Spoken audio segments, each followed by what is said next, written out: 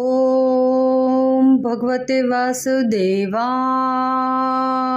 નમઃ। સત્સંગ ધાર્મિક કથાઓમાં આપનું હાર્દિક સ્વાગત છે।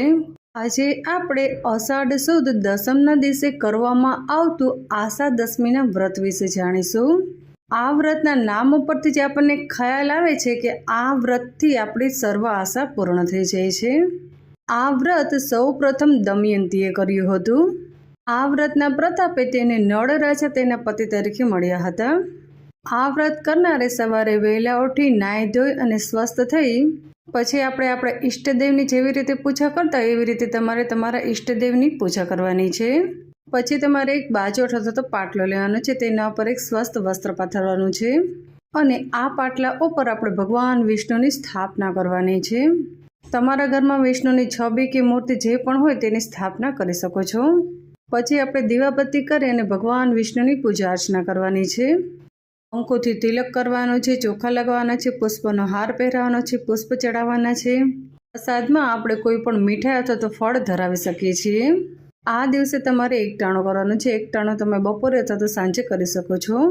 આ વ્રત ભગવાન વિષ્ણુને સમર્પિત છે। આ દિવસે આપણે ભગવાન વિષ્ણુની આરાધના કરવાની છે, મંત્ર જાપ કરવાના છે।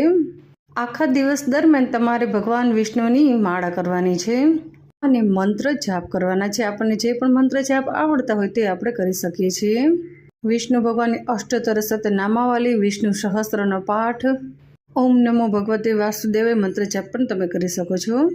આ વ્રત દરમિયાન તમારે ખોટું બોલવાનું નથી, કોઈની નિંદા કુટલી કરવાની નથી। જ્યાં સુધી બની શકે ત્યાં સુધી તમારે મૌન રહેવાનું છે। આપણે પૂજા થઈ ગયા પછી આપણે આરતી અને થાળ કરવાનો છે અને પ્રસાદમાં જે પણ આપણે ધરાવી હોય તે તમે સર્વ સાથે વેચી શકો છો। હવે આપણે જાણીશું કે આ વ્રત કોણ કોણ કરી શકે છે। રાજાએ પોતાના રાજ્ય માટે, ખેડૂતે પોતાની સારી ખેતી માટે અને વાણિયાએ પોતાના સારા વેપાર માટે, ગર્ભવતી સ્ત્રીએ પુત્ર પ્રાપ્તિ માટે, દરેક મનુષ્યએ પોતાની આશા પૂર્ણ માટે, કુંવારી કન્યાએ પોતાના સારા પતિ માટે, બ્રાહ્મણે પોતાના યજ્ઞ માટે, યોગીએ પોતાની સાધના માટે, બાળકને દાંત આવતા હોય અને બાળક ખૂબ જ દુઃખી થતું હોય તો માતા આ વ્રત કરી શકે છે। આપણા દીકરા દીકરીઓ ભણતા હોય તો પણ આ વ્રત કરી શકાય છે। આપણા દીકરા દીકરીઓની આશા પૂરી થાય એના માટે માતા આ વ્રત કરી શકે છે। જો કોઈ સ્ત્રીનો પતિ પરદેશ કમાવા ગયો હોય અથવા તો કોઈ કારણોસર બંને એકબીજાથી અલગ થઈ ગયા હોય તો આ વ્રત કરવામાં આવે છે। આ વ્રત કરવાથી પતિ પત્નીનું મિલન થઈ જાય છે। દમયંતીએ આ વ્રત કર્યું તે આ વ્રતના પ્રતાપે તે નળ રાજા સાથે તેનું મિલન થયું હતું। આપણા બાળકને જો બીજી કોઈ પીડા થઈ હોય તો પણ માતાએ આ વ્રત અવશ્ય કરવું જોઈએ। દરેક મનુષ્યએ પોતાની આશા પૂરી થાય એના માટે આ વ્રત અવશ્ય કરવું જોઈએ। નળ રાજા નિષેધ દેશનો રાજા હતો। રાજા પોતાની પ્રજાનું ખૂબ જ ધ્યાન રાખતો હતો। નળ રાજા તે ખૂબ જ સારો રાજા અને ખૂબ જ બહાદુર હતો। એક દિવસની વાત છે, નળ રાજાને તેના ભાઈએ યુદ્ધમાં હરાવી દીધો। પછી તો નળ રાજા પોતાની પત્ની દમયંતીને લઈ અને જંગલમાં ચાલ્યા ગયા।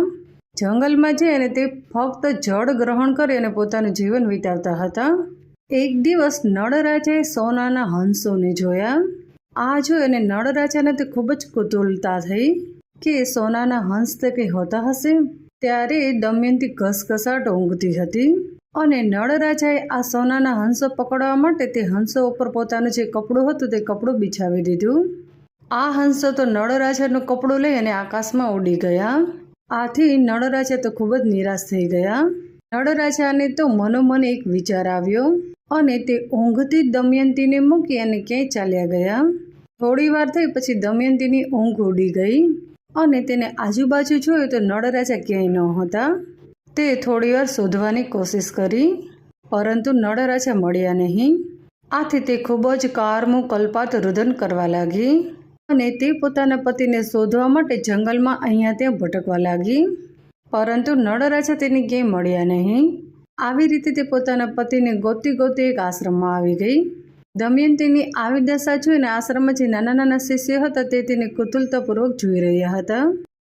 દમયંતી તો થોડા દિવસ આશ્રમમાં રહી અને પ્રભુની ભક્તિ કરવા લાગી।